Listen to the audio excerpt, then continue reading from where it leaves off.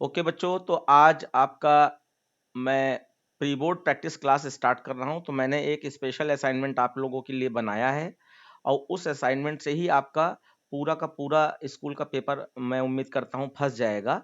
और एटलीस्ट जो है उस जैसे क्वेश्चन तो फंस ही जाएंगे, क्योंकि कोई क्वेश्चन ऐसा है नहीं लगभग जो उसमें अवेलेबल ना हो।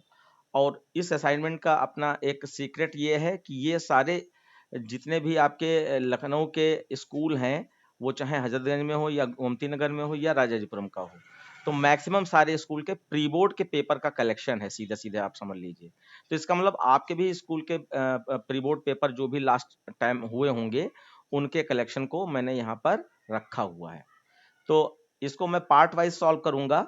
तो ये पहला पार्ट मैं यहाँ पर आउटपुट ले रहा हूँ कि आउटपुट के क्वेश्चन पहले सॉल्व होंगे, उसके बाद फिर प्रोग्रामिंग टॉपिक वाइज लिया जाएगा, एक एक करके ऐसे चलेंगे। तो आप लोग इसको फटाफट बताते जाइएगा आंसर्स। देखिए पहला क्वेश्चन आप देख पा रहे हैं, गिव द आउटपुट। यहाँ मैथ डॉट सील दिया गया है 4.2 और यहाँ पे मैथ डॉट एबीएस दिया गया -4। तो सील फंक्शन जैसा कि आप जानते हैं कि पॉइंट से पहले वाली वैल्यू को एक बढ़ा देता है। जैसे कि आपका 4 है तो 5 कर देगा, 5 है तो 6 कर देगा, 6 है तो 7 कर देगा। और एबीएस फंक्शन किसी भी माइनस वाली वैल्यू को प्लस में कन्वर्ट कर देता है। तो उसके हिसाब से बच्चों यहाँ पे आउटपुट क्या रहना चाहिए, जल्दी जल्दी बताइए। 5.0 और 4 5.0 और नीचे वाले में 4। 5.0 नीचे वाले में 4। हाँ, अब नीचे वाले में एक खास बात ये रखिएगा कि एबीएस फंक्शन जो है, अगर आर्गुमेंट में यानी कि जैसे -4 लिया गया है, तो अगर ये पॉइंट में वैल्यू है तो ये पॉइंट में रिजल्ट देगा, अगर ये विदाउट पॉइंट वाली वैल्यू है तो विदाउट पॉइंट यानी इंटीजर में रिजल्ट देगा। तो इसमें जबरदस्ती 0.0 ना लगा दीजिएगा। तो ये आपका पहला आउटपुट हो गया। उसके बाद आप देख रहे हैं, give the output and number of times the loop will be executed. INT a b दिया गया है और ये लूप चलाया गया है। ठीक है, लूप में खास बात ये है कि इनिशियलाइजेशन एक से अधिक है, यानी कि a = 6, b = 4। लूप ऐसे चलाया जा सकता है बच्चों कि इनिशियलाइजेशन एक से अधिक हो सकते हैं और अपडेशन भी एक से अधिक हो सकते हैं और कंडीशन भी एक से अधिक हो सकती है। अगर एंड या और लगा के आप लिखें तो फॉर लूप का ये रूप है कि कंडीशन भी एक से अधिक हो सकती हैं। तो यहाँ पर अगर इसको आप चलाएंगे तो मैं चलाता हूं, लेकिन अगली क्लास में आप लोग पहले से प्रिपेयर करके बैठिएगा, जिससे आप आउटपुट बताइए और फिर मैं उसको चेक करके आपको बता सकूं। जैसे कि ए में आपका 6 है और बी में आपका 4 है, तो 6 आपका 24 से छोटा है, कंडीशन ट्रू है, तो नीचे आ जाएंगे आप। नीचे आने पर ए में आपका 6 है और बी में आपका 4 है और रिमाइंडर निकाला जा रहा है बच्चों। तो रिमाइंडर तो 4 1 जा 4 जाएगा, तो 6 - 4 करेंगे क्या आएगा, 2 आएगा। अब 2 0 के बराबर है तो 2 0 के बराबर नहीं है, तो इफ की कंडीशन फॉल्स हुई और आप बाहर आए और लूप आपका ऊपर चला गया। तो बच्चों यहाँ पे समझिएगा, ये एक बार चल गया, क्योंकि आपको नंबर ऑफ टाइम्स भी बताना है ना, तो एक बार ये चल गया। अब ए की वैल्यू आपकी 6 थी और 6 प्लस बी, और बी में आपका 4 था, तो 6 + 4 कितना हो जाएगा, 10 हो जाएगा। फिर यहाँ आओगे और चेक होगा 10 छोटा है 24 से, हाँ छोटा है, तो नीचे आए। अब 24 ए में पहुंच चुका है बच्चों, तो 24 mod 4 किया, तो 24 mod 4 करेंगे कितना आ जाएगा बच्चों, रिमाइंडर 6। हाँ सर 6। 0, रिमाइंडर तो 0 आएगा। रिमाइंडर पूछ रहे हैं सर 6 0 अरे रिमाइंडर 0। सर 0 आएगा। 4 6 24 पूरा डिवाइड हो गया। लिसन अगर क्वेश्चन अगर 4 के टेबल में 24 आता है तो रिमाइंडर 0 आएगा, अगर 4 के टेबल में 24 नहीं आता है तो रिमाइंडर 0 नहीं आएगा। इस तरीके से आप इसको समझ सकते हैं। वैसे ये मैंने 24 निकाला कैसे, यहाँ पे एक बार फिर से देख लीजिए। ये 6 था और 6 4 आपका यहाँ पर 10 हुआ था, तो 10 आपका 24 से छोटा है, कंडीशन ट्रू हो गई। ठीक है, तो यहाँ पे 10 ही रखना है। ये 24 मैंने इधर देख लिया कंडीशन में, वही उतार दिया। यहाँ पे 10 है बच्चों इस साइड। अब जरा डिवाइड करके देखिए। 2 आएगा रिमाइंडर। हाँ, सर फॉल्स हो जाएगी कंडीशन। तो 4 2 जा 8 हुआ, तो 10 में से 8 चला गया, 2 बचा। अब 2 0 के बराबर है नहीं है, तो अब फिर से ये लूप ऊपर चला गया। अब यहाँ पर आपका 10 है और आपका बी में अभी भी आपका 4 है, तो 10 + 4 करेंगे तो 14 आ जाएगा। अब सर ये लूप 3 टाइम्स एग्जीक्यूट होगा। हाँ, अब देखिए, अब ये आपका अभी जब 10 आया था तो ये आपका सेकंड टाइम लूप चल गया था, ठीक है। अब ये आपका 14 हो गया है, तो 14 भी आपका 24 से छोटा है, फिर नीचे आया। अब 14 को इससे डिवाइड कराएंगे तब रिमाइंडर कितना आएगा? ये थर्ड टाइम चल रहा है, सर 2 आ जाएगा। 5 टाइम्स लूप चलेगा सर। हाँ, तो 2 0 से बराबर नहीं है, तो फिर आप इफ से बाहर गए और 14 प्लस बी, और बी में आपका 4 था, तो 14 प्लस बी करेंगे तो आपका 18 हो जाएगा, 18। अब 18 भी आपका 24 से छोटा है, फिर नीचे आने पर इसका मतलब ये फोर्थ टाइम चल गया, और आपका 18 4 से डिवाइड करेंगे तो कितना आ जाएगा? 2 2 आ रिमाइंडर जाएगा। 2 0 के इक्वल नहीं हुआ, फिर लूप ऊपर गया। अब 18 प्लस 4 कर दिया तो कितना आ जाएगा? 22 22 आ गया। अब 22 भी आपका 24 से छोटा है, और 22 को 4 से डिवाइड कराएंगे तो कितना बचेगा? अगेन 2 अगेन 2, मैच नहीं किया, तो ये आपका फिफ्थ टाइम चल गया। और फिर आपका 24 प्लस 4 करेंगे तो 22 प्लस 4 करेंगे तो 24 हो जाएगा। अब 24 से डिवाइड हो जाता है, 24 4 से सर ये 4 ऐड करेंगे ना उसमें तो सर 26 हो जाएगा वो। 26 अच्छा, 22 में कंडीशन false हो जाएगी। 4 ऐड करेंगे सर, कंडीशन फॉल्स हो जाएगी। ओके ओके, मैं फिर से एक बार चेक कर लेता हूँ। आपका कितना था यहाँ पे लास्ट टाइम? 22 22 सर। प्लस 4, हाँ, तो 26 हो जाएगा। तो कंडीशन आपकी फॉल्स हो गई। फॉल्स होने के हिसाब से तो आप ये बाहर आ जाओगे, यानी ये कंडीशन एक बार भी ट्रू नहीं हुई। और बाहर आए तो आपका यहाँ पे ए प्रिंट कराया, तो ए में आपका 26 प्रिंट हो जाएगा, 26 आया था। अब यहाँ पे आप बता सकते हो कि आउटपुट तो 26 आया है, और कितने टाइम्स चल गया? 5 टाइम्स चल गया है, 5 टाइम्स। तो ये आप थोड़ा सा सीरियसनेस लेकर अगर इसको ऐसे करोगे तो आपका आउटपुट ऐसे आ जाया करेगा। बाकी इसको अगर हमें कंप्यूटर पे चेक करना हो कि वाकई में ये कितना क्या चल रहा है, तो उसको इस तरीके से आप चलाकर देख सकते हैं। मैं आपको दिखा रहा हूँ। आपको कुछ नहीं करना है, इस पूरे प्रोग्राम को कंप्यूटर में पब्लिक स्टैटिक वर्डमेन के अंदर ये कोड लिख देना है, ठीक है। ये मैंने लिख दिया है।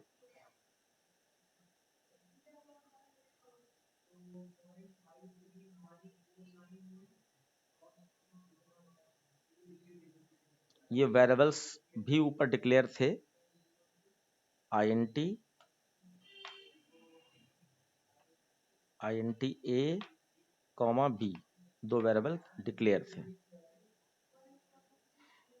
अब आपको जानना है ये लूप कितनी बार चल रहा है, तो यहाँ पर एक काउंटर वेरिएबल C भी ले लीजिए। C is equal to 1, sorry 0, ये ले लिया, और यहाँ पे C प्लस प्लस करा दिया। इफ कंडीशन में नहीं, लूप के अंदर C प्लस प्लस करा दिया आपने, ठीक है। और लूप से बाहर आकर आप इसको प्रिंट करा दीजिए।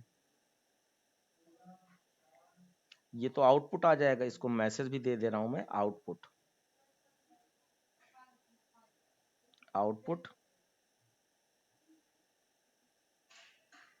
और उसके बाद यहाँ पे टाइम्स प्रिंट करा दीजिए कि कितनी बार चला।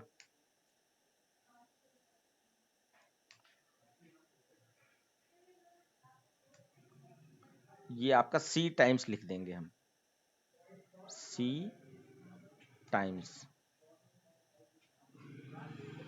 इस तरीके से बच्चों आप यहाँ पर किसी भी लूप को अगर चेक करना चाहते हैं कितनी बार चला, तो आप काउंट कर सकते हैं।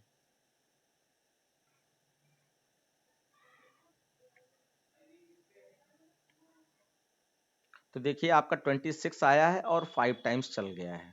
सबको क्लियर हो गया? Yes sir. हाँ, अब एक चीज में और ध्यान रखनी है। कई बच्चे यहाँ पे कंफ्यूज हो जाते हैं इस बात को लेकर। उनको लगता है कि लास्ट टाइम जब कंडीशन फॉल्स होती है तो उनको लगता है अगर कंडीशन चेक हुई है इसका मतलब लूप चला।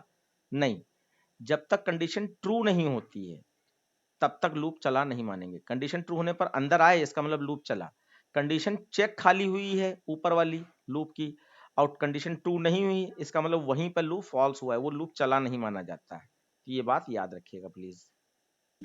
सर जैसे अगर यहाँ कंडीशन ट्रू हो जाती फिर उसके बाद क्या होता, मतलब वो फिर से लूप चलता, 5 ही बार लूप चलना है जब तक 24 नहीं हो जाती। हाँ अगर 24 से ये बड़ी नहीं होगा। हाँ बस ये 24 तक या 24 के बराबर हाँ नहीं होता तब तो चलता है। हाँ 24 तक चलेगा, या 24 के बराबर ना हो जाए या 24 से छोटा ना रहे तब तक लूप चलेगा। जैसे 24 से 25 हुआ यानी 5 हुआ, वैसे लूप फॉल्स हो जाएगा, या उससे ऊपर की कोई वैल्यू, जैसे यहाँ पे 26 हो गया। सर यस बेटा, यस बेटा।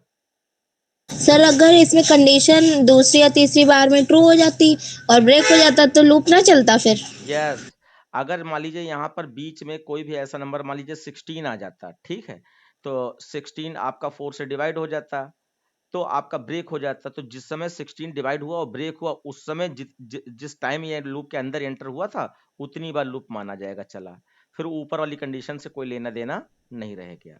अगर ये ब्रेक मिल जाता और लूप फॉल्स होता, तो ब्रेक जिस टाइम पर ये अंदर आया था और ब्रेक मिला, उसी टाइम तक लूप माना जाएगा चला। Okay sir. हाँ ठीक है बच्चों, फिर यहाँ पे आप देखिए नेक्स्ट क्वेश्चन है, ये R1 R2 दो वेरिएबल लिए गए हैं और ये कुछ 6 लिखा है, अभी हम लोग नीचे देख लेंगे 6 का कोई यूज है क्या। हाँ यस बेटा।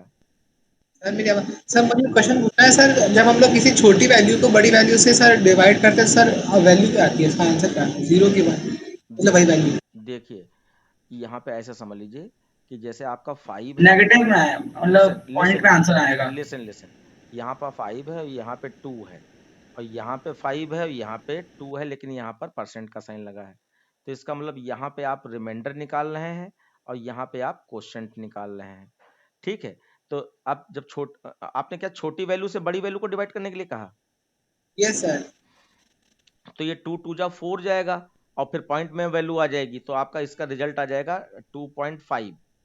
ये तो क्वेश्चन, अच्छा ये रिमाइंडर मैंने उल्टा लिख दिया थोड़ा सा, ये नीचे कर दूं मैं, ये क्वोशंट के लिए है और ये रिमाइंडर के लिए है।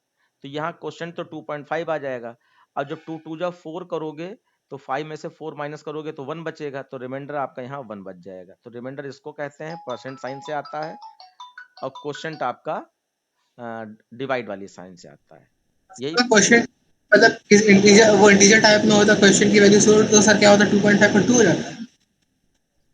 अगर हाँ, और क्वेश्चन ये 2.5 मैथ के हिसाब से आएगा, लेकिन अगर क्यू INT टाइप का हो तो ये सिर्फ 2 ही लेगा, 0.5 नहीं लेगा, सिर्फ 2 और सर लेगा। अगर 2.5 होता तब क्या आती वैल्यू? क्या होता? 2 डिवाइडेड बाय 5। 2 divided by 5। तो अब इस केस में भी समझ लो कि 2 डिवाइडेड बाई 5 है और 2 मॉड बाई 5 है, ठीक है, इस तरीके से समझ लो। तो ये आपका क्वेश्चन निकाल रहे हैं और ये आपका रिमाइंडर निकाल रहे हैं।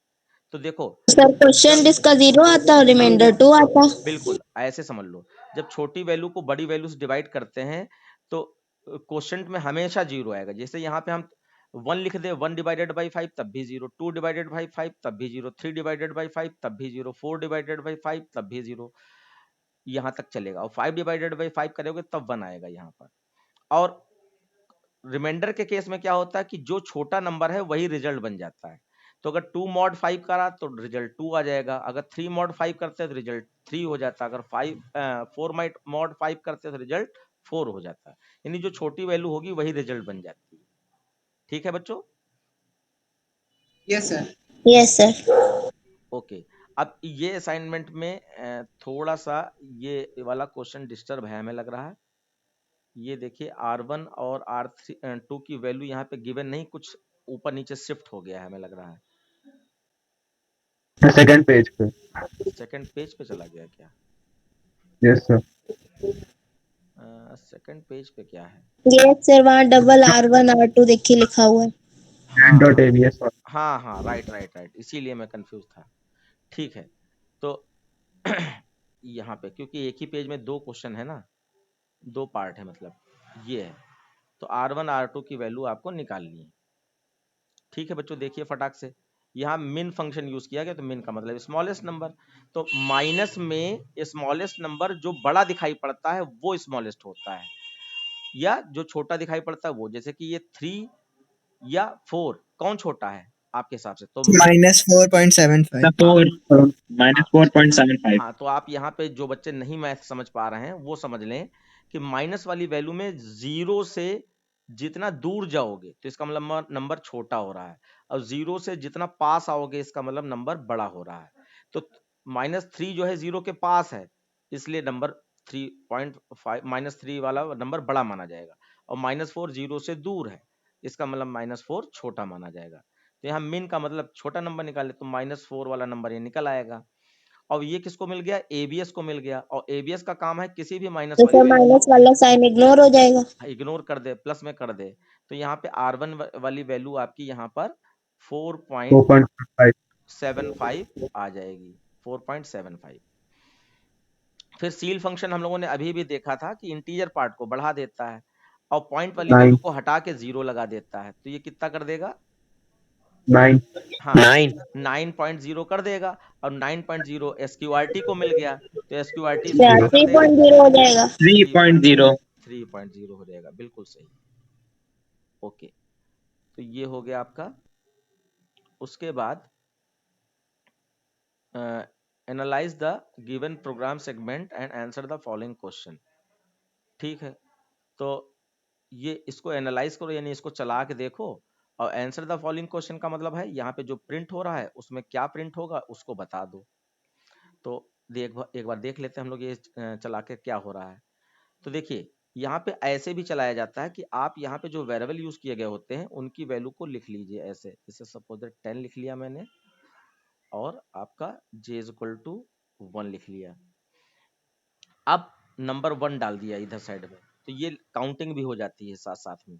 तो देखिए j की वैल्यू क्या है? j की वैल्यू आपकी 1 है, 1 5 से छोटा है, नीचे आ गया। अब अब इधर साइड में आप आउटपुट लिख दीजिए, आउटपुट। ठीक है, तो अब देखिए i और j प्रिंट हो रहा है, तो i की वैल्यू आप देख पा रहे हो कि 10 है, तो 10 पहले प्रिंट हो जाएगा। और ये डॉट आ रहा है तो डॉट डॉट आ जाएगा। और j की वैल्यू आपकी इस समय 1 है, तो 10.1 बिना स्पेस के ऐसे आ जाएगा। उसके बाद अब आप यहाँ पर i को डिवाइड कर रहे हो, तो i को डिवाइड करके देखो जरा, i को डिवाइड करके क्या निकलेगा?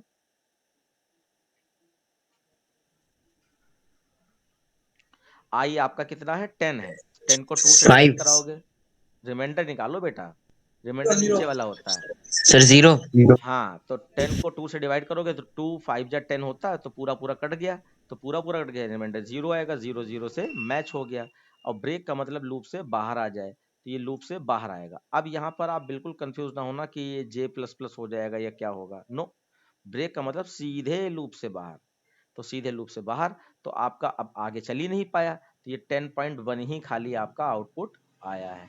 जहाँ पे बच्चों आपको लगे कि हाँ सर ये कैसे हो रहा है, थोड़ा सा अटपटा लग रहा है इस तरीके का कुछ, तो आप इसको तुरंत पूछ सकते हैं। ठीक है, और बाकी अभी मैं समझ गया यहाँ पर क्या चक्कर है। ये नीचे नंबरिंग थोड़ी गलत हो गई, ये क्वेश्चन है इसका, ऊपर वाला क्वेश्चन दिया है उसका ये क्वेश्चन है, इसको ये समझिए। यानी कि ये आपका 4 का ही पार्ट है, इसको मैं हटा दे रहा हूँ ऐसे, और ये हटा दे रहा हूँ ऐसे। ठीक है, तो ये 2 क्वेश्चन इसके अंदर है, आप इसको रोमन में 1 और 2 मान के चलिए। सर एक बार रिपीट कर देंगे? हाँ, मैंने ये कहा कि ये क्वेश्चन जो 4 वाला दिया है, तो ये कोड दिया है, उसके ऊपर ये 2 क्वेश्चन पूछे गए हैं। पहला है how many times the loop is working, तो बोथ इनर एंड आउटर दोनों लूप मिलाकर क्या वर्किंग कर रहे हैं। तो आप यहाँ पे देख पा रहे हो कि ये नंबरों को ऐड करके 10 और 0.1 इस तरीके से आउटपुट दे रहा है। तो ये वर्किंग में नंबर ऑफ टाइम्स कितनी बार चलेगा ये आपको यहाँ पर बताना है। तो यहाँ पे इनर लूप और आउटर लूप दो तो लगे नहीं, एक ही लूप लगा है ना बच्चों? हाँ सर, वही एक हाँ ही लूप लगा है, बाकी तो इफ कंडीशन लगी है। हाँ, तो ठीक है। वो मिसप्रिंट हो चुका होगा किसी तरीके से, क्योंकि काफ़ी कॉपी पेस्ट करना पड़ता है और इतना लिखेगा कौन। तो मैंने वही तरीका अपनाया है कि सॉफ्टवेयर की मदद से पेपर को स्कैन करके उसको वर्ड में कन्वर्ट करके और इसमें पेस्ट टेस्ट किया है। सर पेपर का पीडीएफ डाल दीजिए, कौन कॉपीराइट मांगने आ रहा है? हाँ, तो ये मैंने स्कूल कॉपीराइट नहीं मांगेगा। नहीं, तो पेपर्स तो एक्चुअली बहुत सारे पेपर है ना, तो वो पेपर नहीं ढूंढे जा सकते, उनको हमने निचोड़ यहाँ पे लिख लिया है। बाकी जो है पेपर अगर मिल जाएंगे तो हम पेपर भी आपको अवेलेबल करा देंगे। ठीक है, तो यहाँ ओके पर सर। आपको लूप पूछा गया, ये लूप लूप कितनी बार वर्किंग करेगा, हाउ मैनी टाइम्स यानी नंबर ऑफ टाइम्स पूछ रहा है। तो ये एक ही बार चला, आपने देखा, तो ये 1 टाइम्स चला गया यहाँ पर, 1 टाइम्स। क्योंकि एक बार चलने के बाद लूप से बाहर आ गए आप। फिर दूसरा पूछा आउटपुट क्या आएगा, तो आउटपुट यहाँ पे आपने देखा 10.1 आ चुका है और उसके बाद तो लूप चला ही नहीं, तो आगे कोई आउटपुट नहीं आया। ये चीज समझ पाए? एक बार इसको मैं, अगर आप चाहते हो तो मैं यहाँ पर उसमें कॉपी पेस्ट करके इसको चला भी देता हूँ। देखिए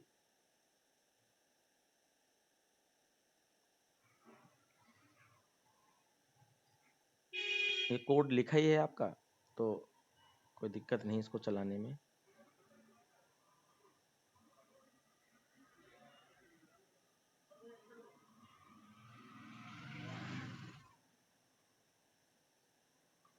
ये तो खैर मैं अपने मन से कर रहा हूँ, लेकिन आप लोग भी सजेस्ट कर सकते हैं कि हाँ समझ में आ गया या चला के दिखा दीजिए।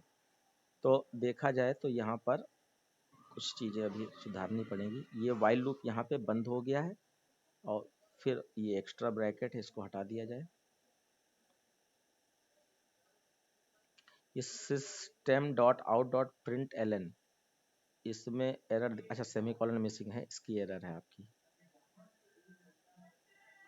ये सेमीकोलन लग गया, उसके बाद अभी यहाँ पे ए, अच्छा ये तो पुराना वाला है ए। अच्छा हमें क्या करना था कि ये कितनी बार चला है इसको भी जानना था, तो इसके लिए वही तरीका है कि आप यहाँ पे counter variable c is equal to 0 डाल दीजिए, c इज इक्वल टू 0 ये डाल दीजिए, और लूप के अंदर घुसते ही बिना कोई कंडीशन एडिशन को ध्यान देते हुए सीधे C++ कर दीजिए। तो कुछ भी नीचे वर्क हो रहा हो लेकिन C++ तो होगा ही होगा। उसके बाद ये कंडीशन है, ये सब हो गया। अब यहाँ पर आप सी टाइम्स प्रिंट करा रहे हैं और आउटपुट पूछा गया, तो आउटपुट के लिए हम ये वाली लाइन नहीं यूज करेंगे क्योंकि आउटपुट तो अंदर जो प्रिंट हो रहा है वही प्रिंट होगा। चलिए ठीक है,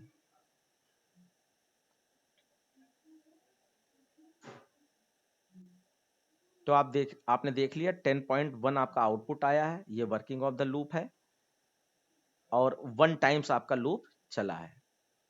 ठीक है बच्चों, clear? Yes sir. Yes sir.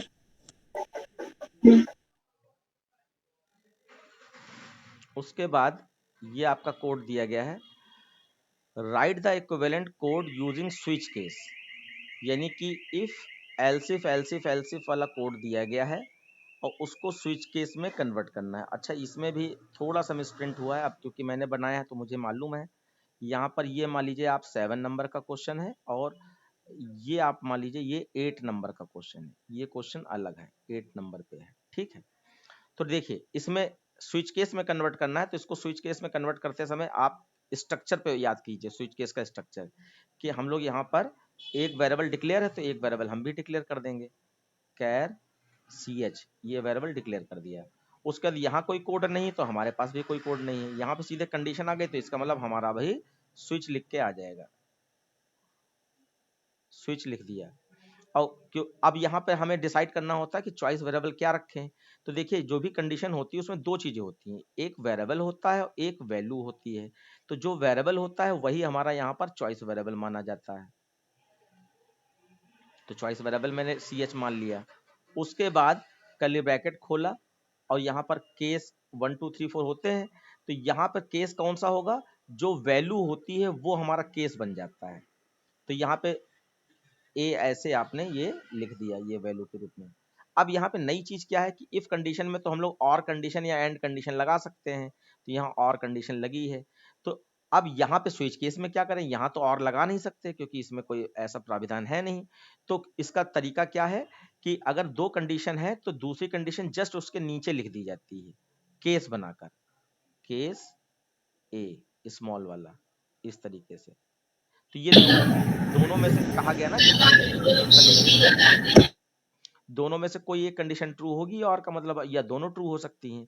तो जब ch में ए आएगा तो अगर कैपिटल ए आया तो कैपिटल ए मैच हो जाएगा, और क्योंकि यहाँ पे इस केस के अंदर ब्रेक मिला नहीं तो कैपिटल स्मॉल ए में भी आ जाएगा, और उसके बाद फिर ब्रेक उसके बाद फिर हम नीचे यहाँ पे जो स्टेटमेंट लिखा है उसको लिख देंगे। तो इस तरीके से ये वर्क करता है। तो ये दो कंडीशन ऐसे लगाई जाएंगी, ये याद रखिएगा।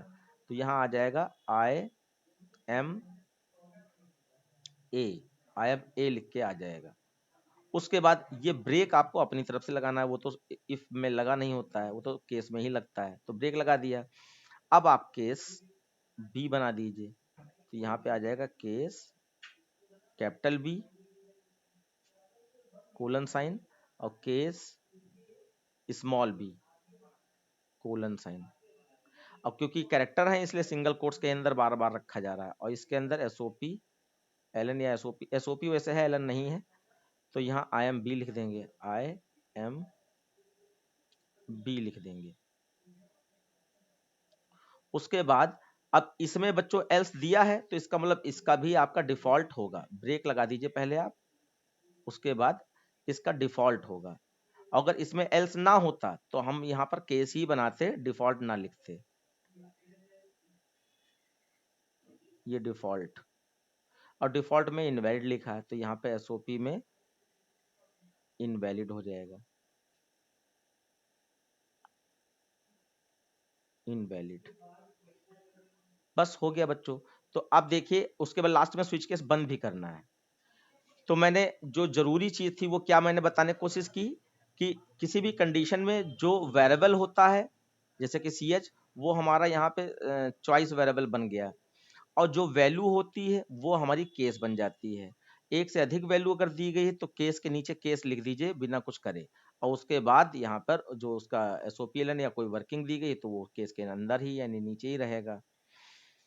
तो देखिए यहाँ पे कैपिटल ए दे तो केस ए कैपिटल वाला मैच कर जाएगा, और ब्रेक ना मिलने पर स्मॉल ए में आ जाएगा, फॉल थ्रू कंडीशन इसको कहते हैं, और नीचे आकर आई एम ए प्रिंट कर देगा।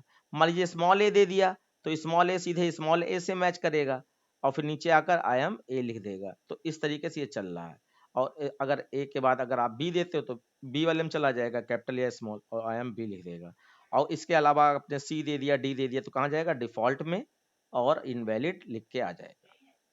सर हाँ बेटा, सर आज हम लोग खाली आउटपुट में डिस्कस करें। आज खाली नहीं, आउटपुट जब तक चल पाएंगे हम पूरा इकट्ठा करेंगे। अब जैसे कि अगली क्लास में आप लोग पहले से लगा के बैठे होंगे तो उतना टाइम नहीं लगेगा, और क्योंकि आपने अपनी खुद की वर्किंग की है तो डिस्कस भी हो जाएगा, कौन सही बोल रहा है कौन गलत बोल रहा है ना, ये भी डिस्कस हो जाएगा। तो इसलिए जो है आप अगली क्लास से सारे बच्चे पहले से ही ये कैलकुलेट करके रखेंगे।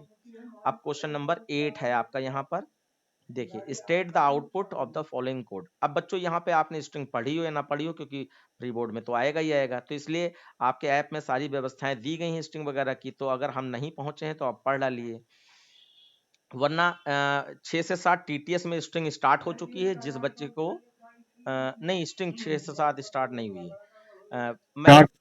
मैं एक टाइमिंग लिख रहा हूँ बच्चों, कुछ इन्फॉर्मेशन भी है यहाँ पर, अलग से भी मैं दे दूंगा कि 4 से 5 MWF में आपका स्ट्रिंग टॉपिक जिसको पढ़ना है वो आ सकता है। क्योंकि अब मैंने कहा था खाली प्रीडिफाइंड फंक्शन की वीडियोस देख लेना कैरेक्टर और स्ट्रिंग की, बाकी मैं डायरेक्ट प्रोग्रामिंग से, म्यूट कर लीजिए, डायरेक्ट मैं प्रोग्रामिंग से स्टार्ट करूंगा। सर उस टाइम में रिवीजन बैच हो गया। ये बेटा जो है जो बैच कंप्लीट वाला कोर्स होता है ना, वो वाला बैच चल रहा है 4 से 5 MWF, ओके सर। जिसमें स्ट्रिंग पढ़ने आ सकते हैं आप। और 6 से 7 TTS में आप फंक्शन पढ़ने आ सकते हैं, फंक्शन टॉपिक, क्योंकि उसमें हम एक क्लास के बाद फंक्शन स्टार्ट कर देंगे, यानी फंक्शन कंस्ट्रक्टर प्रीबोर्ड से पहले उसमें हो चुका होगा। तो कितना अच्छा मौका है कि स्ट्रिंग भी आप पढ़ सकते हो और फंक्शन भी आप यहाँ पर पढ़ सकते हो। ठीक है, क्लियर हो गया सारे बच्चों को? किसी में शुरू होने वाला है पैटर्न बस इनमें दोनों में अभी भी खत्म किया है। अब पैटर्न या कोई और पीछे का टॉपिक वो या तो ऑनलाइन क्लास में मिलेगा या तो 7 से 8 जो ऑफलाइन बैच चल रहा है नया वाला उसमें मिलेगा, और किसी में नहीं मिलेगा। और बाकी 7 से 8 में MWF में चल रहा है, और 8:30 से 9:30 वाला TTS में चल रहा है। इसमें आप अभी क्या चल रहा है मैं बता दे रहा हूँ।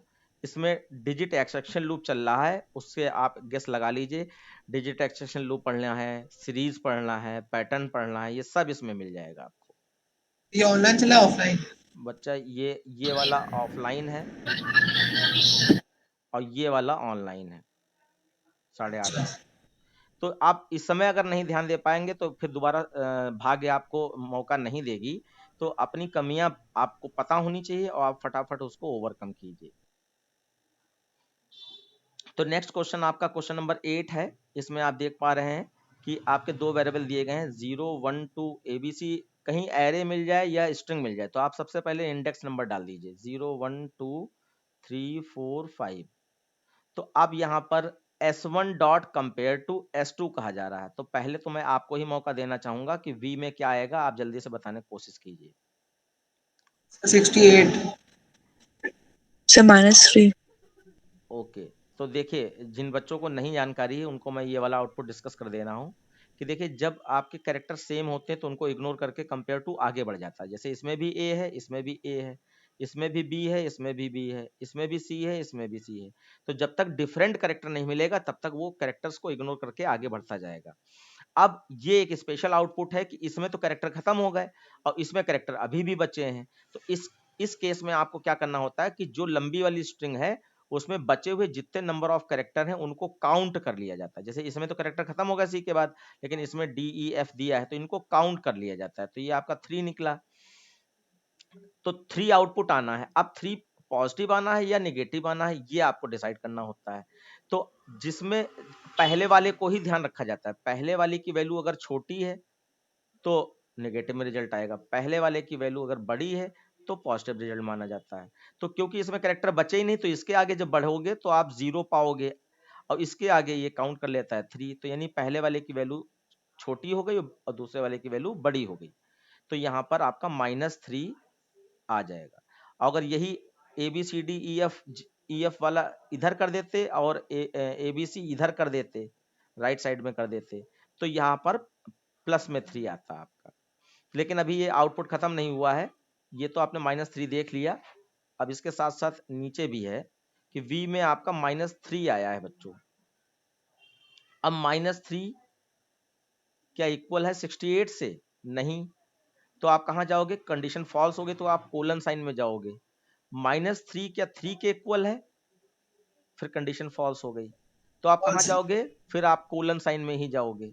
अब कोलन साइन में ये क्या लिखा है? जो भी रिजल्ट वैल्यू है वो सीधे SOP को मिल जाएगी। तो यहाँ पर फॉल्स प्रिंट हो जाएगा और वो भी अपर केस में लिखा है तो अपर केस में ही आपको भी लिखना पड़ेगा। ये फॉल्स प्रिंट हो जाएगा डायरेक्ट। तो यहाँ पे नेस्टेड टर्नरी ऑपरेटर यूज किया गया है, नहीं एक कंडीशन के अंदर कंडीशन जैसे कहा जाता है इफ में। तो पहली कंडीशन अगर ट्रू हुई तो ये ट्रू ही रिटर्न करके SOP को दे देता। पहली कंडीशन फॉल्स हो गई तब ये कोलन साइन में गया। अब कोलन साइन में फिर से कंडीशन लगी तो अगर ये ट्रू हो जाती तो ये स्मॉल वाला फॉल्स दे देता, क्वेश्चन मार्क वाला जाता ना रिजल्ट। अगर ये भी कंडीशन फॉल्स हो गई तो ये भी अपने कोलन साइन में जाएगा तो ये कैपिटल वाला फॉल्स दे देगा इसको। बस इस तरीके से चला है। कोई क्वेश्चन किसी को पूछना है? यहाँ पर क्लियर हो गया सारे बच्चे? ठीक, नेक्स्ट देखिए, ये तो आउटपुट है। मैं आपको बस 1 मिनट का टाइम दे रहा हूँ, 1 मिनट ज्यादा बता रहा हूँ, जल्दी जल्दी कर दीजिए। मैं वैल्यू लिखने की कोशिश कर रहा हूँ तब तक। ये आपकी वैल्यू 5 है प्लस, और लिखने का तरीका मैंने बताया था कि इक्वल साइन से पहले अगर प्लस आ जाता है तो आप यहाँ पे गोल वाला ब्रैकेट स्टार्ट कर दीजिए। मैं y से ही वैल्यू डालना शुरू कर रहा हूँ।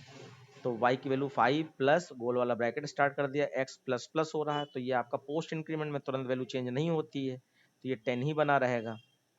फिर प्लस ये मिसप्रिंट है, यहाँ पर ये प्लस नहीं होगा, माइनस माइनस वाई है तो माइनस माइनस वाई के हिसाब से y आपका 5 था और माइनस माइनस करेंगे तो ये 4 रह जाएगा, 4। फिर मॉड का साइन और यहाँ पर x प्लस प्लस होके आपका 10 ही रह गया, लेकिन चेंज वैल्यू आगे भेज देगा तो आगे वैल्यू क्या जाएगी? 11 जाएगी। तो यहाँ पर ये 11 जाएगा। अब इसको 19। Yes sir. ओके, तो देखिए पहले Yes, sir, 19. हाँ, पहले आपको बड़ा वाला सॉल्व करना चाहिए तो मॉड का साइन बड़ा है आपका। तो अब यहाँ पे देखो वही सिचुएशन है, छोटे नंबर को बड़े नंबर से डिवाइड किया जा रहा है रिमाइंडर निकालने के लिए, तो रिजल्ट छोटा नंबर बन जाता है तो यानी 4 ही बच जाएगा। और ये 10 हो गया तो 4 + 10 यानी 14 हो गया, और 14 और ब्रैकेट से बाहर निकलोगे तो 5। तो ये आपका टोटल 19 रिजल्ट इसका आ गया। बिल्कुल सही, बहुत अच्छा बच्चों। उसके बाद नेक्स्ट क्वेश्चन है आपका की वैल्यू 2 है और बी की वैल्यू 5 है। मैं यहाँ पे लिख ले रहा हूँ क्योंकि अभी स्क्रीन हमें ऊपर ले जानी पड़ेगी। ए की वैल्यू 2 है और बी की वैल्यू आपकी 5 है। ठीक है, अब हम लोग यहाँ पर इसका क्वेश्चन देखते हैं।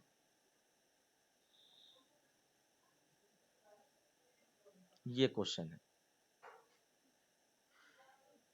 यहाँ पे क्या कहा गया, x is equal to plus plus a में क्या है, ए की वैल्यू आपकी अभी भी मैंने बताई थी, फिर से देख लीजिए, ए की वैल्यू 2 है तो प्लस प्लस ए का मतलब यहाँ पर 2 से क्या होगा, 5 आएगा सर, 5।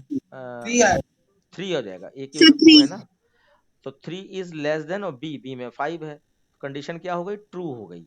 ट्रू हो गई तो ए अपनी वैल्यू को इधर दे दे, तो ए की वैल्यू 3 हो चुकी है क्योंकि अब चेंज होकर यहाँ 3 आ जाएगा। कई बच्चे यहाँ पे 2 ही उतार देंगे, जबकि उनको मालूम होना चाहिए कि प्लस प्लस माइनस माइनस एक बार चल गया तो इसका मतलब वैल्यू बदल गई, तो वो वैल्यू अब आगे भी जहाँ कहीं भी ए होगा वहां पर बदली हुई मिलेगी।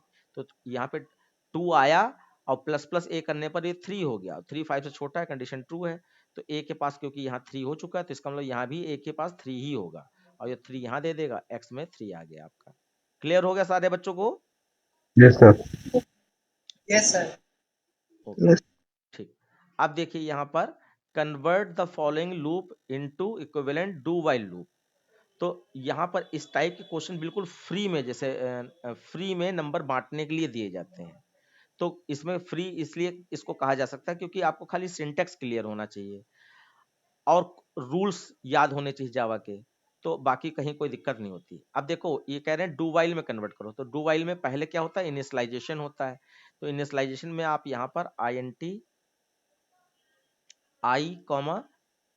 आई की वैल्यू डाल दीजिए। इनिशियलाइजेशन मतलब डिक्लेयर करते समय वैल्यू भी डाल दीजिए। तो वैल्यू आप यहाँ देख लीजिए 5 है, तो i is equal to 5 comma j is equal to, j की वैल्यू भी दी है 7, तो यहाँ 7 लिख दिया और सेमीकोलन लगा दिया। तो वाइल लूप होता या डू वाइल लूप है, दोनों में इनिशियलाइजेशन ऊपर किया जाता है, तो यहाँ ऊपर हो गया। उसके बाद डू वाइल लूप में तो आपका डू लगाया जाता है, तो आप यहाँ पे डू लिख दीजिए, कर्ली ब्रैकेट स्टार्ट हुआ। अब यहाँ पे देखिए अगर कंडीशन ट्रू होती है ये, तो आप नीचे आओगे और आई और जे प्रिंट कराओगे।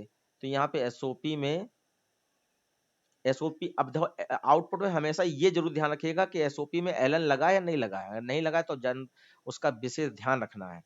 तो यहाँ पे आई प्लस कॉमा में प्लस जे ये प्रिंट करा दिया गया।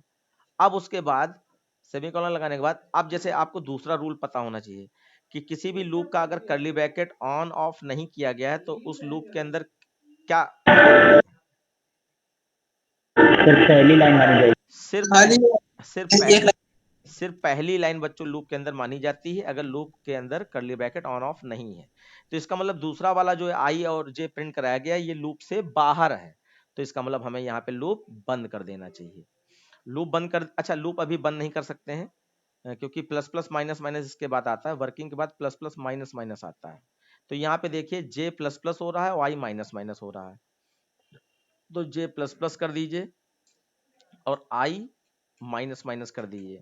उसके बाद आप डू को बंद कर दीजिए, फिर कंडीशन आ जाती है फॉर्मेट के हिसाब से। तो आपने यहाँ पर वाइल कंडीशन लिख दी। कंडीशन में आपका j is less than equal to 10 ये लिखा है, और डू वाइल में सेमीकोलन भी लगता है, तो यहाँ पे सेमीकोलन भी लगा दीजिए।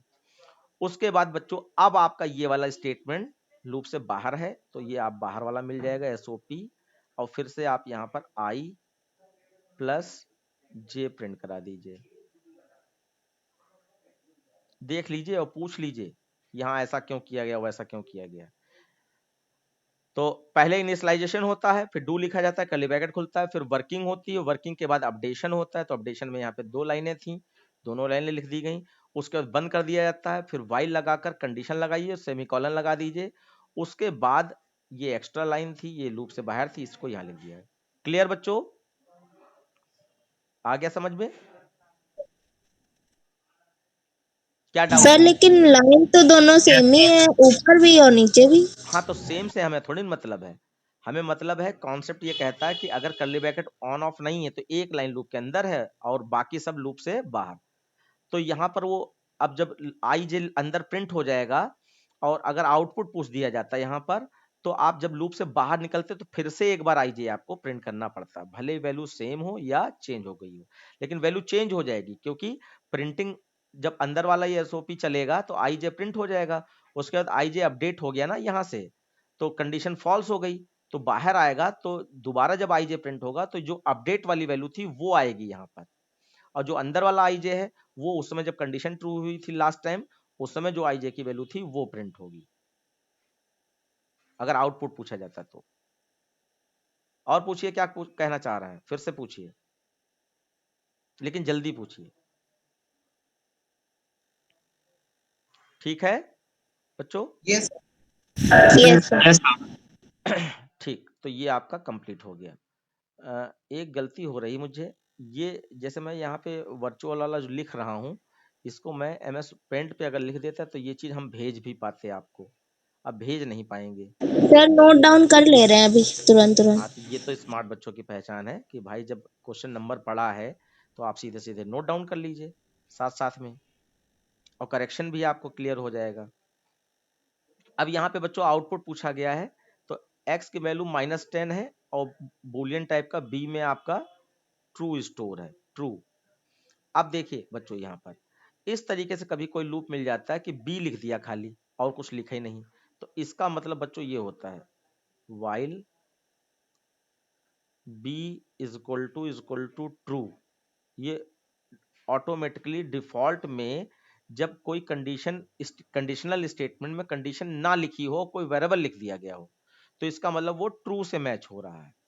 ये बात आप थोड़ा सा दिमाग में बैठा लीजिए। तो खाली बी लिखो या बी इक्वल टू ट्रू लिखो, दोनों का मतलब सेम है। Clear? Yes sir. Yes sir. उसके बाद हाँ, उसके बाद अब इस लूप को चलाइए आप। तो देखिए यहाँ पर ये तो नहीं पूछा गया नंबर ऑफ टाइम्स, तो आप डायरेक्ट चला सकते हैं। अगर नंबर ऑफ टाइम्स पूछा जाता तो हम 1 2 3 4 करके चलाते। तो अब कंडीशन सर यस बेटा, सर x नहीं सर x की वैल्यू 0 आएगी और लूप 10 टाइम चलेगा। तो लूप पूछे नहीं गया 10 टाइम चलेगा कितनी टाइम। वो फिर आउटपुट बताना है लास्ट में क्या नंबर आएगा। यस, तो x की वैल्यू 0 आएगी सर, हाँ तो पता नहीं हमें, अभी देखते हैं हम। क्योंकि सर -10 है। अब -10 को अगर 0 करेंगे तो 0 इज लेस देन इक्वल 0 और x प्लस भी होगा। मैं बेटा चला लूं थोड़ा सा। तो आप देखिए -10 इज लेस देन 0, तो कंडीशन ट्रू हो गई, ट्रू हो गई तो नीचे आया और x प्लस प्लस हो गया। तो x प्लस प्लस करेंगे तो माइनस में अगर कोई वैल्यू है उसको प्लस प्लस करोगे तो वो 0 की तरफ बढ़ेगी, ये ध्यान रखना आपको। -9 हो तो जाएगा। -9 हो जाएगा। फिर कॉन्टिन्यू स्टेटमेंट का मतलब होता है कि जब भी कॉन्टिन्यू मिलेगा कंट्रोल वहीं से सीधे कंडीशन पे चला जाता है बच्चों। फिर से ध्यान दीजिए, जब भी कॉन्टिन्यू मिलेगा तो कॉन्टिन्यू के नीचे जो भी लिखा है कुछ भी एग्जीक्यूट नहीं होने देता है, कॉन्टिन्यू सीधे कंडीशनल पार्ट पे भेज देता है। तो ये आपका वाइल और डू वाइल में दोनों में ऐसा ही होता है। लेकिन अगर कॉन्टिन्यू फॉर में मिला होता तो वो अपडेशन पार्ट में भेजता है। डिफरेंस क्लियर कीजिए। अगर कॉन्टिन्यू वाइल डू वाइल में मिला है तो कॉन्टिन्यू का मतलब सीधे कंडीशन पे कर्सर भेज दीजिए और कॉन्टिन्यू के नीचे जो भी लिखा है उसको एग्जीक्यूट ना कीजिए जब तक कंटिन्यू जब मिल जाए। और यही कॉन्टिन्यू अगर फॉर में लिखा होता तो आप कंडीशन पे ना जाकर सीधे आई प्लस प्लस पे जाते, यानी अपडेशन पार्ट पे जाते। ये वाली डिफरेंस को याद रखिएगा। तो कॉन्टिन्यू से आप सीधे कंडीशन पे फिर से चले जाएंगे। अब बी की वैल्यू चेंज तो हुई नहीं, बी की वैल्यू अभी भी ट्रू स्टोर है, तो ट्रू ट्रू फिर से मैच कर जाएगा। तो फिर नीचे आए और x की वैल्यू यहाँ पे -9 आई थिंक हो चुकी थी, हाँ। तो अब यहाँ पर -9 is less than 0, condition true, फिर से x प्लस प्लस हो जाएगा और ये -8 हो जाएगा और फिर कंटिन्यू से फिर से ऊपर चले जाएंगे। अब आप समझ लीजिए ये यही वाली कंडीशन जब तक माइनस में तब तक तो यही कंडीशन ट्रू होनी, तो नीचे तो आने नहीं देगा। तो इसका मतलब ये -8 के बाद -7 हो जाएगा, -6 हो जाएगा, -5 हो जाएगा क्योंकि प्लस प्लस हो रहा है, और -4 हो जाएगा, -3 हो जाएगा, -2 हो जाएगा, -1 हो जाएगा और -1 0 छोटा है। अब देखो लास्ट टाइम मैच कर रहा है, -1 0 छोटा है, कंडीशन ट्रू है, तो नीचे आएगा प्लस प्लस कर -0 कर दे, सॉरी फिर 0 कर देगा, -1 से 0 कर देगा, फिर कंटिन्यू मिल गया, फिर ऊपर गए और ये तो ऊपर वाली कंडीशन बार बार ट्रू ही होगी। अब यहाँ पे कंडीशन फॉल्स हो अब ये जाएगी। 0 हो गया है, तो 0 is less than 0, condition false, तो आप इफ से एल्स में चले जाओगे और एल्स में बच्चों यहाँ पे ब्रेक लगा दिया है तो ब्रेक से सीधे लूप से बाहर आ जाओगे। और लास्ट टाइम आपकी x की वैल्यू क्या थी, 0 थी, तो यहाँ x प्रिंट कराओगे तो आपका आउटपुट में 0 प्रिंट हो जाएगा। जिस बच्चे ने भी सॉल्व किया था पहले कि 0 आ जाएगा, बिल्कुल सही, लेकिन इस तरीके से सॉल्व करना था, ये भी ध्यान देना है। आगे सारे बच्चों को clear? Yes sir. Yes sir. ठीक, बहुत अच्छा। उसके बाद देखेंगे यहाँ पर इस तरीके से क्वेश्चन पूछा जाता है पहचानने के लिए। देखिए यहाँ पे in the following below code state the name and value of the क्या। अब यहाँ पे देखो एक वर्ड दिया है मेथड आर्गुमेंट या आर्गुमेंट वेरिएबल। तो मेथड आर्गुमेंट या आर्गुमेंट वेरिएबल का मतलब होता है कि किसी भी फंक्शन के गोल वाले ब्रैकेट में अगर कोई लिखा है कुछ वेरिएबल का नाम, तो इसको ही मेथड आर्गुमेंट या आर्गुमेंट वेरिएबल कहा जा रहा है। ये जनरल लैंग्वेज है, और प्रोफेशनल लैंग्वेज में इसको फॉर्मल पैरामीटर कहा जाता है। तो आर्गुमेंट और पैरामीटर ये दोनों चीजें सेम होती हैं, ठीक है। तो फॉर्मल पैरामीटर है, और यहाँ पे मेथड आर्गुमेंट कहा जा रहा है, तो गोल वाले ब्रैकेट में जो वेरिएबल होगा उसको मेथड आर्गुमेंट कहेंगे। फिर उसके बाद क्लास वेरिएबल। तो क्लास वेरिएबल दो तरीके से कह सकते हो आप। जो क्लास का कर्ली ब्रैकेट खुलने के बाद, क्लास ये लिखा है XYZ, तो क्लास का कर्ली ब्रैकेट खुलने के बाद अगर कोई वेरिएबल यहाँ पे डिक्लेयर है, जैसे कि आपने यहाँ पर A डिक्लेयर किया है, तो अब इस वेरिएबल को हम लोग क्या कहेंगे, इंस्टेंस वेरिएबल। याद रखिएगा, ये मैं अलग अलग लिख दे रहा हूँ, ये INT A और ये B लिख दिया। तो यहाँ पे आपने स्टैटिक लगा दिया, suppose that static INT A, और यहाँ पे आपने स्टैटिक नहीं लगाया। तो जिसमें स्टैटिक लगा देते हैं बच्चों, वो हमारा क्लास हो जाता है, क्लास वेरिएबल, क्लास वेरिएबल। और जिसमें स्टैटिक नहीं लगाते हैं वो हमारा हो जाता है इंस्टेंस वेरिएबल, इंस्टेंस वेरिएबल। तो ये डेफिनेशन याद कर लीजिए कि क्लास के कर्ली ब्रैकेट खोलने के बाद अगर किसी वेरिएबल को डिक्लेयर करते समय स्टैटिक लगा है तो आपका वो क्लास वेरिएबल कहा जाएगा, अगर स्टैटिक नहीं लगा है तो वो आपका इंस्टेंस वेरिएबल कहा जाएगा। ये बात क्लियर हो गई बच्चों? क्लियर हो गई? Yes sir. Yes sir. हाँ। तो अब देखिए यहाँ पे क्लास वेरिएबल भी पूछा, क्लास वेरिएबल पूछा गया है और इंस्टेंस वेरिएबल भी पूछा गया है। अब तीसरा है आपका लोकल वेरिएबल। तो लोकल वेरिएबल का मतलब होता है कि किसी भी फंक्शन के, जैसे मान लीजिए मैंने यहाँ पे फन नाम का फंक्शन बनाया, void fun सपोज दैट, तो किसी भी फंक्शन के कर्ली ब्रैकेट खोलने के बाद जो भी दिया होता है, जैसे INT C, तो ये आपका बच्चों लोकल वेरिएबल होता है। लोकल कर्ली ब्रैकेट खुलने के बाद, फंक्शन के अंदर कर्ली ब्रैकेट खुलने के बाद जो दिया होता है वो लोकल वेरिएबल होता है। तो ये आपका C को हम मान रहे हैं। अब जरा इसमें आपको पहचानना ये डेटा के हिसाब से। तो आपको मेथड आर्गुमेंट यानी मेथड वेरिएबल पहचानने हैं, क्लास वेरिएबल पहचानना, लोकल वेरिएबल पहचानना, इंस्टेंस वेरिएबल पहचानना है। ये आपका क्वेश्चन आ गया है सामने, जल्दी से देख लीजिए। एक पेरेंट आए हैं तो उनसे जरा बात करनी है, तो हमारा भी टाइम हो चुका है। बताइए बच्चों। आपकी आवाज गायब हो जा रही है सर। आपने कहा था कि static variable class variable static int x equal 7 होगा। ठीक है, आप सही बोल रही हैं। हाँ, आज ये इसको हम लोग क्लास वेरिएबल कहेंगे। और sir instance int y equal 2 होगा। Yes sir, variable int value होगा, क्लास वेरिएबल, और ये आपका इंस्टेंस वेरिएबल हो जाएगा, इंस्टेंस वेरिएबल। उसके बाद मेथड वेरिएबल, यहाँ पे कोई गिवन नहीं दिखाई पड़ रहा है हमें, ठीक है। तो लोकल वेरिएबल दिखाई पड़ गया। लोकल वेरिएबल कौन सा होगा, किसी फंक्शन के अंदर कर्ली ब्रैकेट खुलने के बाद int a equal to x, ये आपका लोकल वेरिएबल हो गया, लोकल वेरिएबल हो गया। तो कौन सा बच्चा, क्लास वेरिएबल हो गया, इंस्टेंस वेरिएबल हो गया, लोकल वेरिएबल हो गया, आर्गुमेंट वेरिएबल। तो आर्गुमेंट वेरिएबल में मेथड के नाम पर आपका void main फंक्शन दिया गया है। अगर और पूछा है क्वेश्चन में और यहाँ पे दिया नहीं गया अलग से कोई यूजर डिफाइंड मेथड, तो हम यहाँ पर आर्गुमेंट वेरिएबल में ARGS को आर्गुमेंट वेरिएबल कह सकते हैं। ARGS ये जो है, इसको आप यहाँ पर आर्गुमेंट वेरिएबल कह सकते हो, क्योंकि गोल वाले ब्रैकेट में यही दिया गया है और कोई फंक्शन है नहीं इसके अंदर। ठीक है, क्लियर हो गया सारे बच्चों को? Yes sir. यस। अच्छा, एक चीज और ध्यान दीजिएगा, ये थोड़ा सा छुपा हुआ कॉन्सेप्ट है कि कभी भी जो क्लास के कर्ली ब्रैकेट खुलने के बाद जो वेरिएबल दिए हैं उनमें स्टैटिक लगा होने पर क्लास वेरिएबल कहते हैं और स्टैटिक नहीं लगा है तो इंस्टेंस वेरिएबल कहते हैं। और हम कह रहे हैं यहाँ पे क्लास वेरिएबल पूछा गया लेकिन स्टैटिक लगाया ही नहीं है, क्लास वेरिएबल पूछा गया और स्टैटिक लगाया ही नहीं है। तो उस केस में बच्चों उस क्लास का जो ऑब्जेक्ट बनाया जाता है ना, उस ऑब्जेक्ट को आप क्लास वेरिएबल कह सकते हो, क्लास वेरिएबल कह सकते हो जो ऑब्जेक्ट बनता है। लेकिन ये बहुत कम सेंस में है, जल्दी पूछा नहीं जाता इस टाइप का, लेकिन हमने एक पहचान बनाई कि स्टैटिक को ही क्लास वेरिएबल कहते हैं। और स्टैटिक वाला कोई ऊपर मिला ही नहीं है आपको, तो इसका मतलब जो क्लास का ऑब्जेक्ट बनाया गया उसको क्लास वेरिएबल कह दोगे अगर पूछा गया है तो। ठीक है बच्चों? सर एक क्वेश्चन पूछा था। हाँ बताइए बताइए। सर इसमें क्वेश्चन है, when the change in formal parameter gets reflected in the actual parameter, it is known as call by reference, call by argument, call by value, call by method. ये कहीं sir और call by reference. ये कहीं और से कोई question पढ़ रहे हो क्या? अरे सर अगर पेपर में आया था। पेपर में आया था तो आप उसका फोटो खींच के भेज दीजिए व्हाट्सएप पे। Okay sir. ठीक है मैं बता दूंगा। फिलहाल जो है अब क्लास का टाइम हो गया है आपका, तो आज की क्लास बच्चों यहीं तक रहेगी। अगली क्लास में इसके क्वेश्चन नंबर 12 मैंने लास्ट में कराया, इसके आगे से हम लोग कंटिन्यू करेंगे। तो आपका फर्ज ये है कि आप पहले से इसको लगा के रखिएगा, जिससे कि आपका जब कॉन्सेप्ट सही जाएगा ना, हम उसको एक्सप्लेन भी करेंगे, तो आपका कॉन्सेप्ट सही जाएगा तो आपका कॉन्फिडेंस लेवल बूस्ट होगा। और सारा खेल कॉन्फिडेंस लेवल का, अगर कॉन्फिडेंस लेवल लो है तो आपके अंदर की क्षमताएं बाहर नहीं निकल पाती हैं, इसलिए आपको अपने आप वर्क करना बहुत जरूरी है। ठीक है बच्चों, ओके। Okay bye bye.